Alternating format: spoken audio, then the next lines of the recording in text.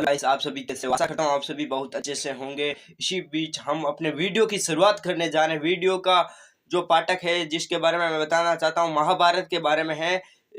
जब दुर्योधन ने सबसे पहले जब दुर्योधन ने पितामह भीष्म को अपने सेनापति के रूप में दल सेना को संभालने के लिए सेनापति के रूप में चुना था, उस टाइम क्या हुआ था? दुर्योधन एक दिन का युद्ध हो गया। युद्ध का जो रात का टाइम था, उस समय युद्ध समाप्त हो गया। उस टाइम युद्ध को रोक दिया जाता था।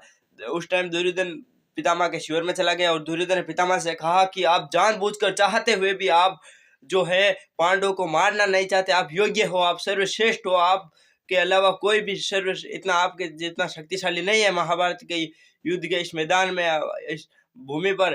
तो दुर्योधन ने ऐसे में दुर्योधन को संदेह था, दुर्योधन को वहम था कि शायद पितामह चाहते हुए भी नहीं मारना चाहते पांडवों को। तो ऐसे में पितामह ने क्या किया? पितामह जो क्रोध से छलक उठे थे, ऐसे में पितामह क्रोध से छलक उठे और क्रोध में आकर, क्रोध के आवेश में आकर पितामह ने दुर्योधन को वचन दे दिया कि कल मैं रणभूमि में पांचों पांडवों को मार दूंगा और उनकी लीला समाप्त कर दूंगा। दुर्योधन ने इसका कारण पूछा कि आज ही नहीं मार पाए, आप कल उनको कैसे मार दोगे इतनी निर्धनता से? वे भी क्या शक्तिशाली कम है? जब पितामह ने 5 जो सोने के बाण थे उनको तुरंत ही अपने शक्ति के बल पर उन्हें प्रकट 5 बाणों को, सोने के 5 बाणों को प्रकट किया और दुर्योधन को दिखाया कि इन बाणों में इतनी शक्ति है कि यह पांचों पांडवों को बड़ी बेहरे में से आसानी से मार सकते हैं, 500 पांडवों को एक साथ में मार सकते हैं। तो जब दुर्योधन को ऐसा लगा, दुर्योधन को बचकानी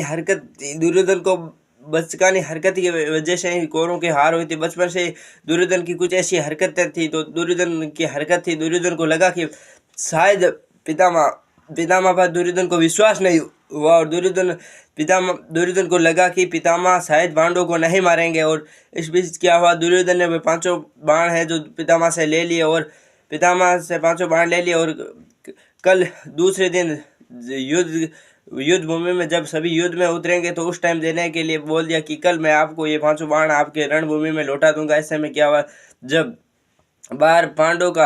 पितामह के शिविर के बाहर पांडवों का गुप्तचर जो ये सारी बातें सुन रहा था, ये सभी बातें जाकर उसने धर्मराज युधिष्ठिर से बता दी और वहीं पर भगवान श्री कृष्ण बैठे थे। युधिष्ठिर ने उनके बारे में, महाराज युधिष्ठिर ने उसके बारे में निवारण के बारे में पूछा। तो युधिष्ठिर श्री कृष्ण ने अर्जुन से कहा कि एक बार जब तूने दुर्योधन के प्राणों की रक्षा की, तब दुर्योधन ने तुझे वचन दिया था कि एक कितना भी चाहे मेरी कितनी कीमती चीज हो तुम जब चाहे मांग सकते हो। जब दुर्योधन ने बाण देने पड़े, ना चाहते हुए भी देने पड़े। इसीलिए कहते हैं समय के साथ